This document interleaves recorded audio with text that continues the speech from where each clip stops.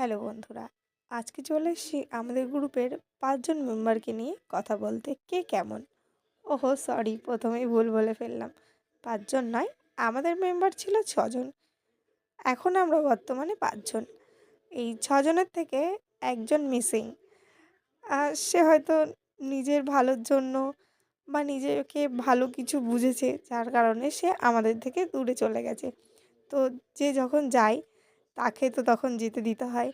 আমরা তো আর চাইলেই কাউকে ধরে তো যাই হোক, পুরোনো কথাগুলো পাশে রেখে সামনের দিকে যাওয়া যাক। প্রথমেই যাকে দেখছেন ইনি রূপা মুখার্জি। ইনি একজন পজিটিভ মানুষ। উনি সব কাজ টাইমলি অ্যান্ড প্রপার করতে খুবই পছন্দ করে। ওনার কিন্তু টাইমের এদিক ওদিক হলে উনি খুবই রেগে যান। তবে হ্যাঁ, উনি কিন্তু খুব ভালো একটা মানুষ। আমাদের টিমের সবথেকে সিনিয়র মানুষ। আমরা যদি কখনো ভুল করি, উনি আমাদেরকে বোঝান, উনি আমাদেরকে শাসন করেন। ইভেন আমার কাছে উনি আমার সেকেন্ড মা। ইনি হলেন মাম্পি সরকার। না, না, শুধু এই নামেই পরিচিত নয়, উনি তুফান। বছরে ১-৮ বার আসে। ও কেন বললাম? কারণটা এই, আমরা গ্রুপে দিনরাত ভিডিও কল করি, কিন্তু ওনাকে পাই না। উনি ভীষণ বিজি একটা মানুষ।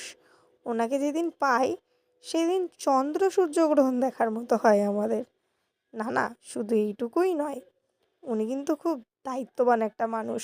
ওনাকে কোনো কিছুর দায়িত্ব দিলে উনি কিন্তু সেটা সম্পূর্ণভাবে পূরণ করে।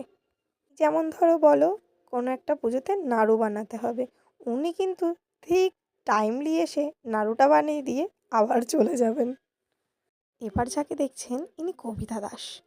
এক কথায় বলতে পারি ও আমাদের গ্রুপের হ্যাপিনেস। ও না থাকলে আমাদের গ্রুপটা এত হাসি খুশি হয়তো কখনোই থাকতো না। আমাদের গ্রুপের যখনই যার মন খারাপ হয় না কেন, প্রথমেই ফোনটা ওর কাছেই আসে। জানিস তো, আমার সাথে এটা হয়েছে। ও কিন্তু খুব সুন্দর করে বোঝাতে পারে। একবার বোঝালে আর মন খারাপ থাকবেই না। এবার যাকে দেখছেন ইনি Sujata Pramanik. She is my best friend. হ্যাঁ, উনি আমার দিদিও, কিন্তু দিদিটা কম, বেস্ট ফ্রেন্ডটা বেশি। আমার যত আবদার, রাগ, জেদ, অভিমান সব কিন্তু এনার সাথেই হয়। লোকে আমাদেরকে দেখলে অনেক জেলাস ফিল করে। সবাই বলে, তোদের কি ঝামেলা হয় না? তোদের কি মারামারি হয় না? আরে বাবা, সবই হয়। কিন্তু কি করব বলো? আমি কি ওর সাথে কথা বলা বন্ধ করে দেবো? আরে পারবো না তো ওর সাথে কথা বলা বন্ধ করে থাকতে। ওর সাথে কথা না বললে